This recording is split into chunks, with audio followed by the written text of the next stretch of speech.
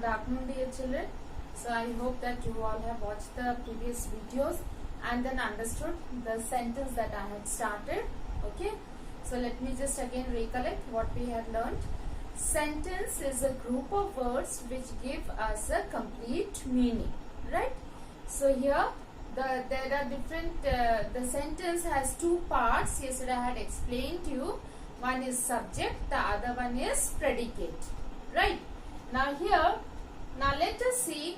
I had explained you yesterday that the subject and the predicate is very important in a sentence.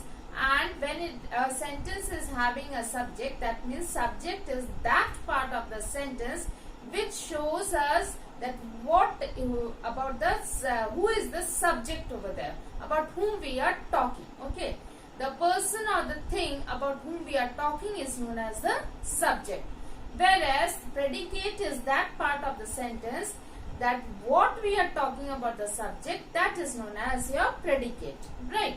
So in a predicate, I had told you that we need to have a verb. So verb is very important in a sentence. Okay. So now here I have written some sentences where it is not necessary that the subject should only be in the starting part of the sentence. So yesterday we had seen that most of our sentences, the subject was in the starting part of the sentence, whereas the predicate was on the other part, the ending part. Okay.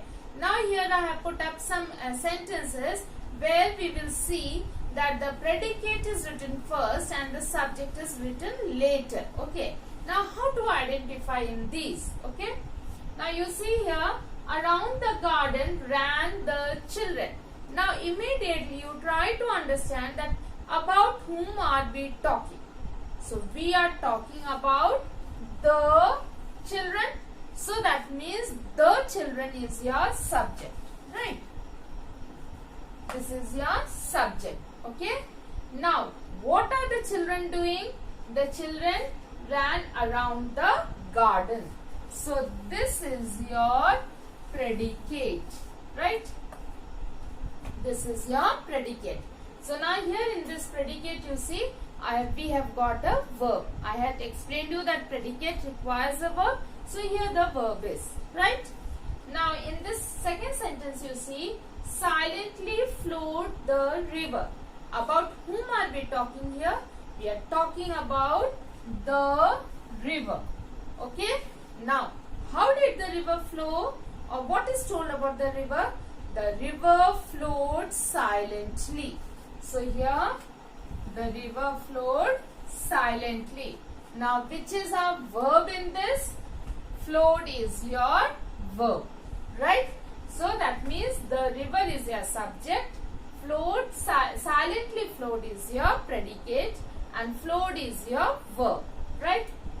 Then the next one, now let us see here, just a minute. Now there are some sentences like your imperative sentences. Imperative sentences means I will be explaining you what are imperative sentences. Just I am giving you. Imperative sentences are those sentences where you are giving your order or your request. Okay.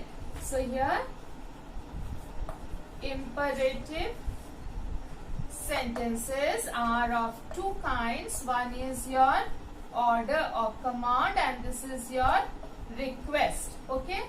Now when I have these type of sentences, so how do I order? I will say shut the door, right? Shut the door, right? In this, whom did I say to shut the door? So it is already understood, you. Okay. So that means though I am not writing you over here, but you is your subject. It is understood in such type of sentences. So when I give you these sentences and I ask you the subject, so immediately you have to write that this you. Okay. Though I am not mentioning over here. Now suppose I mention Sheila shut the door. So of course you understood that Sheila is your subject and shut the door is your predicate. But here when I give a command, when I give an order, I did not name anyone. Okay, I simply said shut the door. So at that time you understand, when I have not mentioned any subject, so it is understood that you should be the subject, right? So and the predicate is shut the door. Understood? So here this is the case of the imperative sentence order. Now request means when you are requesting someone. Okay. Now suppose I say please shut the door. Okay. So when I use please, so it is understood that this is a request, right? In such type of sentence, again I have not told that whom I told to shut the door. Okay, so that means it is understood that you should be the subject. Okay, so you is the subject and shut the door is your predicate. Okay children, so I hope that you have understood in these type of sentences. Okay, now here we are going to learn about the types of sentences. Okay, now the first type of sentence is a declarative or the assertive sentence. Okay, declarative or the assertive sentence means those sentences where you are giving only a declaration, you are giving a simple sentence. Okay, like I am going to school. Okay, now here I am going to school.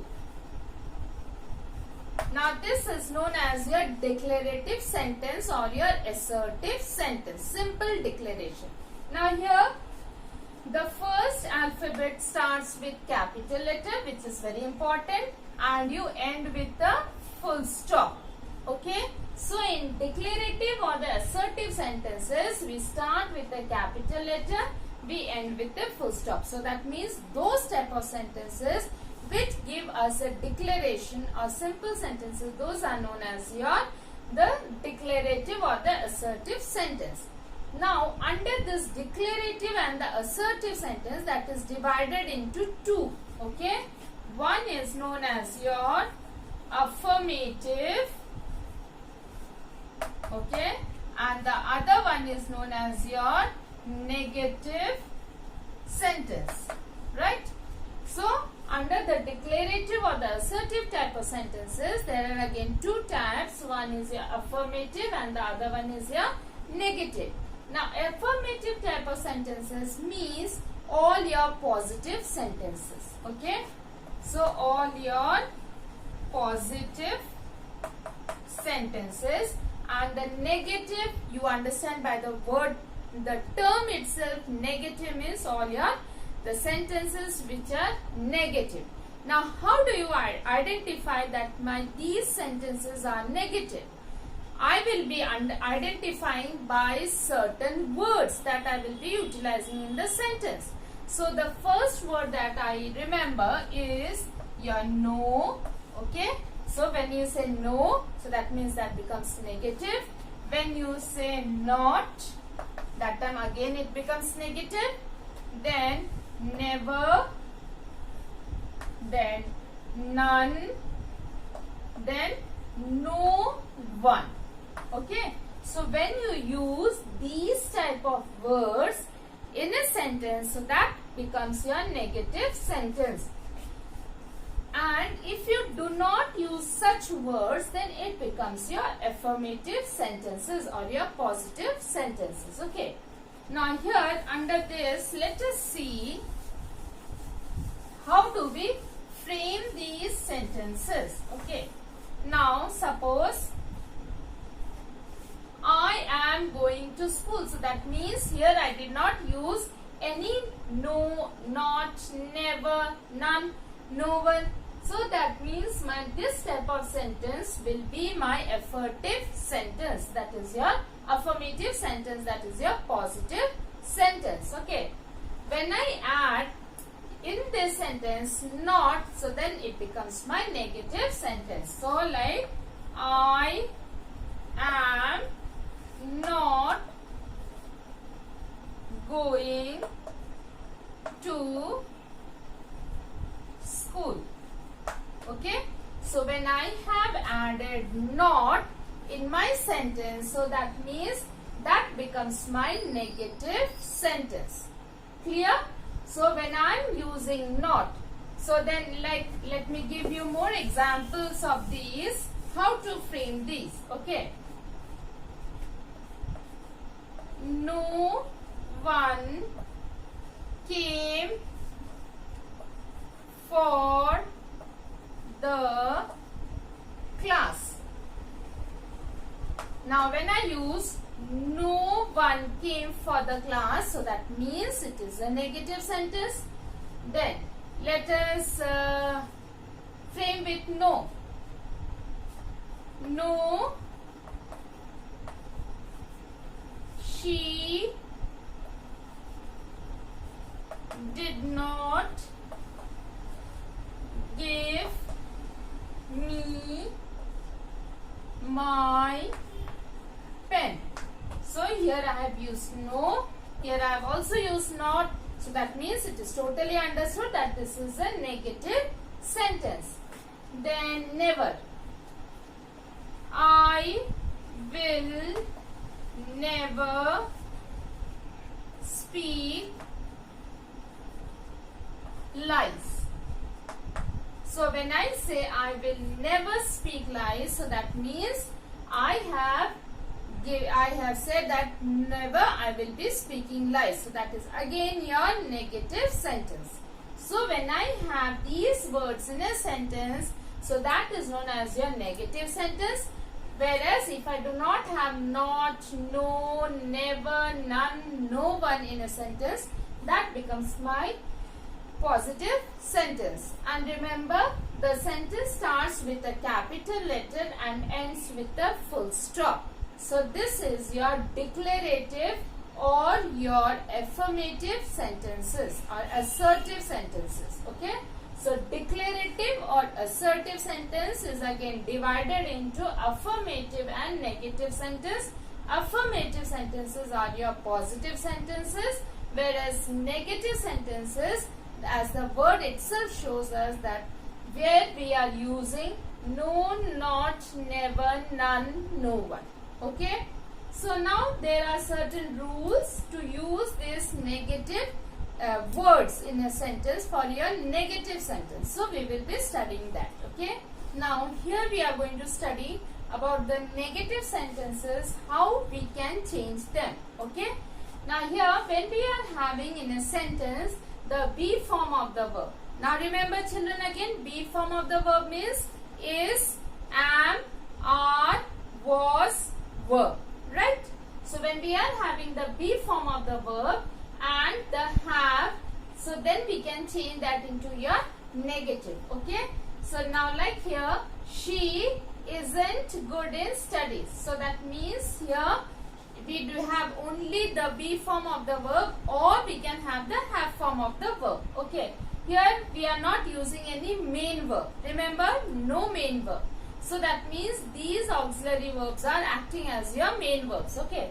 So she is good in studies, that is your positive.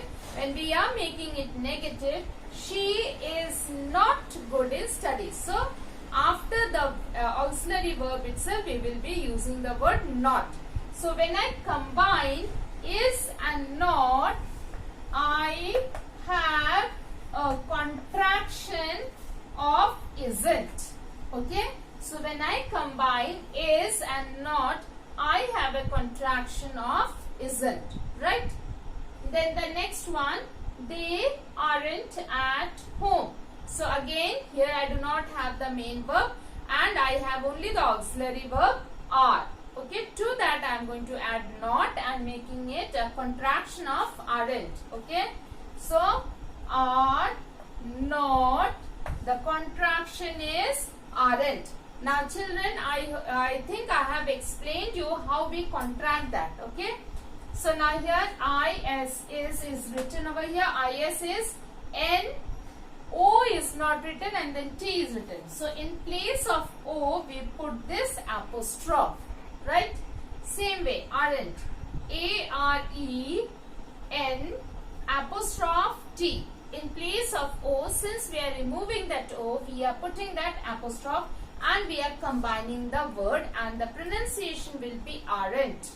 Instead of saying are not, we are combining and making it aren't. Is not combined isn't. Okay.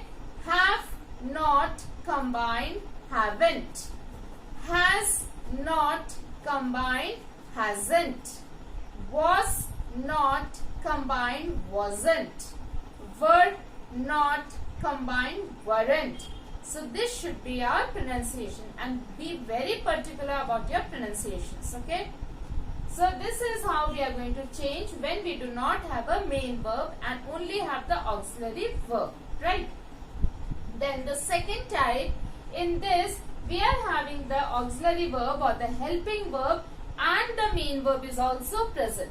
So where do we put not? Okay, like Kajal is not baking a cake. So positive or the affirmative we will say Kajal is baking the cake. So that means is your auxiliary or the helping verb. Baking is your main verb. So in between I will use not. Okay. So Kajal is not baking a cake. Right. So in this I have got the helping verb as well as the main verb. Then the second sentence, let us see. We aren't going for picnic. So that means are is your helping verb, going is your main verb, and then in between I have used not and I combined this one to make it aren't. Okay. So here also I can combine is not to make it isn't. Right. So children, I stop over here. I hope that you have understood till here. And there are two more rules for this to make it into negative. So in my next video I will be doing that. Okay. So please go through the chapter as well as listen to the video carefully, and you will be able to understand everything. So thank you and have a wonderful day.